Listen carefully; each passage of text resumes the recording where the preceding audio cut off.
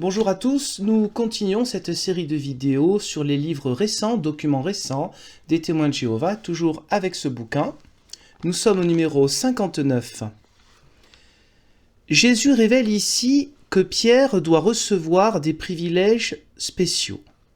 Alors, le contexte, c'est dans Matthieu au chapitre 16, lorsque Jésus demande aux apôtres qu'est-ce qu'on dit sur lui, qui est-il, et ensuite il leur demande de s'engager, de dire clairement, puisqu'ils sont quand même le premier cercle, selon eux, qui est Jésus-Christ?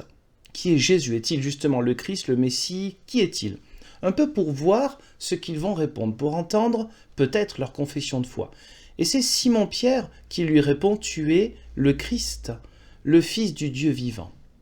C'est pourquoi Jésus lui dit « Tu es Pierre et sur cette pierre je bâtirai mon église, etc. » Qui, dans la théologie catholique romaine, fait partie des passages bibliques fondateurs pour parler d'un certain pouvoir de Pierre et ensuite des papes. Je résume vite fait pour faire vite. Mais pour les théologies orthodoxes et protestantes ne vont pas jusqu'à ce point-là, considérant que le rocher, le roc, la pierre sur laquelle est fondée l'Église universelle, c'est la foi qu'a proclamé Simon-Pierre, « Tu es le Christ, le Fils du Dieu vivant ». Ici, je reprends ce qu'ils disent. Non, Pierre ne se voit pas accorder la première place parmi les apôtres, pas plus qu'il n'est institué fondement de la congrégation. Pause. Là, on pourrait se dire, bon, eh bien, on est dans une théologie plutôt proche du protestantisme. Mais poursuivons. C'est Jésus qui est la masse rocheuse sur laquelle sera bâtie sa congrégation. Pause. La masse rocheuse. Il y a des mots simples et clairs quand on traduit en français Pétra, c'est le roc ou le rocher. Ce serait même mieux de traduire rocher. Une masse, c'est un peu bizarre comme traduction. Alors là, vous voyez qu'on n'est pas dans la même idée.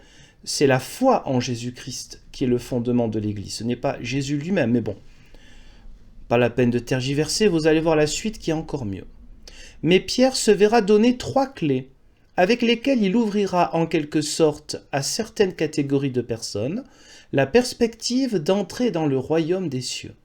Pierre va se servir de la première clé à la Pentecôte de l'an 33 de notre ère pour montrer aux Juifs repentants ce qu'ils doivent faire en vue du salut. Il utilisera la seconde peu après pour donner aux Samaritains croyants la possibilité d'entrer dans le royaume de Dieu. Puis, en 36 de notre ère, il utilisera la troisième pour offrir la même perspective aux gentils incirconcis, Corneille et ses amis. Fin de citation. Donc là, nous avons quelque chose qui peut paraître anodin, voire même intéressant. Se dire, après tout, les clés qui sont remises à l'apôtre Simon-Pierre, eh bien voilà, c'est pour la conversion de certaines catégories de personnes.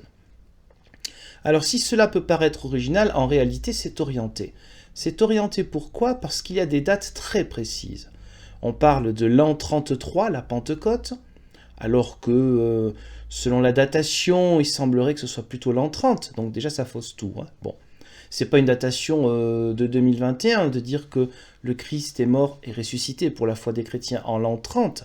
Cette date, elle est, vous la trouvez dans des Bibles déjà des années 60 ou 70, parce que selon les recherches, les interprétations, on peut aller plutôt pour la date de l'an 30 et de l'an -6, voire -7, pour la naissance de Jésus-Christ. Voilà où en est la recherche. Donc insister sur l'an 33, ça peut être faux. Alors un peu d'humilité et dire « nous pensons que c'est l'an 33 ». Non. Là, c'est une vérité qui vous est donnée, ne cherchez pas à aller à l'encontre, parce que de toute façon, vous aurez tort. Et puis parler de l'an 36, c'est bien précis quand même, pour parler des païens. Et oui, ils sont forcément incirconcis, encore un pléonasme, les gentils incirconcis. Les païens ne pouvaient pas être circoncis, puisque par nature, ils étaient non-juifs païens. Donc là, nous trouvons des dates, et n'oubliez pas, ce n'est jamais anodin, car les dates seront utilisées après dans des comptabilités, pour arriver à peut-être 1914 par exemple, ou d'autres moments pour prouver que le royaume du Christ est arrivé en 1914. Même si c'est Satan qui dirige le monde, mais on n'est pas à ça près. Nous continuons au numéro 63 qui reprend de Luc au chapitre 9, versets 49 et 50, où les apôtres vont dire à Jésus qu'ils ont chassé quelqu'un qui pourtant faisait un bon travail, on va dire, d'exorcisme, quelqu'un qui était vraiment un libérateur, mais qui ne faisait pas partie du groupe des apôtres et qui arrivait à libérer les gens au nom de Jésus-Christ. Et Jésus leur répond, mais s'ils ne sont pas contre nous, ils sont avec nous, il ne faut pas les empêcher. Interprétation. En effet, il n'était pas nécessaire, pour être avec Jésus, que cet homme le suive en personne, la congrégation chrétienne n'étant pas encore fondée. Ce n'était pas parce que l'homme ne faisait pas partie de leur groupe qu'il appartenait à une autre congrégation. Pause. Nous voyons là le côté bien pervers et bien malhonnête. La congrégation chrétienne n'était pas encore fondée. Ah bon? Les apôtres, les disciples n'étaient pas encore là. Évidemment, en utilisant le mot congrégation, on essaie de vous faire entrer dans votre esprit qu'il ne faut pas comparer ce qui n'est pas comparable. À ce moment-là, il n'y a pas une distinction encore qui est faite entre les vrais et les faux. Cette distinction, elle viendra après. C'est pour une manière de dire, n'utilisez surtout pas ce verset dans un quelconque écuménisme. Parce que vous l'imaginez bien, ce verset est un verset fort pour le dialogue écuménique. Chacun dans son église chrétienne, évidemment, on pense tous qu'on est dans la bonne, sinon on changerait d'église. Eh bien, on considère que celui ou celle qui fait partie d'une autre église chrétienne est tout autant chrétien que nous. C'est cela le dialogue écuménique. C'est un dialogue sérieux, avec les différences qui sont expliquées, avec la joie de se retrouver, mais considérant que le chrétien, la chrétienne de l'autre église, est tout autant chrétien que moi. Voilà. Évidemment, là, ce n'est pas possible. Dans un système sectaire, toute idée d'écuménisme est diabolique. Il avait vraiment foi dans le nom de Jésus, aussi réussissait-il à expulser des démons. Son action était assimilable à celle qui, selon Jésus, était digne d'une récompense. Jésus montre donc que, pour ce geste, il ne perdra pas sa récompense. Donc voilà, la congrégation chrétienne n'est pas encore fondée. Alors elle sera fondée à quel moment? On verra un peu par la suite. Continuons à la page suivante, les 2 pages suivantes, juste avant le numéro 64.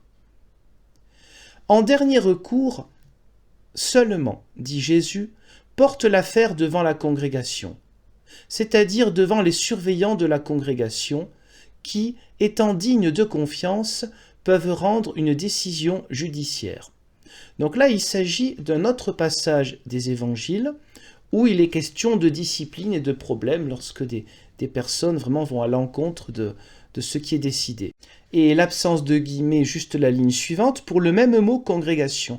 Donc la congrégation là existe. 2 pages près, la congrégation n'existe pas encore, et maintenant elle existe. Pourtant, il ne s'est rien passé chronologiquement de différent, il n'y a pas de distance temporelle entre ces 2 pages. Donc d'un côté, quand ça nous arrange, la congrégation n'existe pas, et dans des passages bibliques qui chronologiquement ne sont pas si lointains que ça du premier passage, eh bien là, la congrégation existe.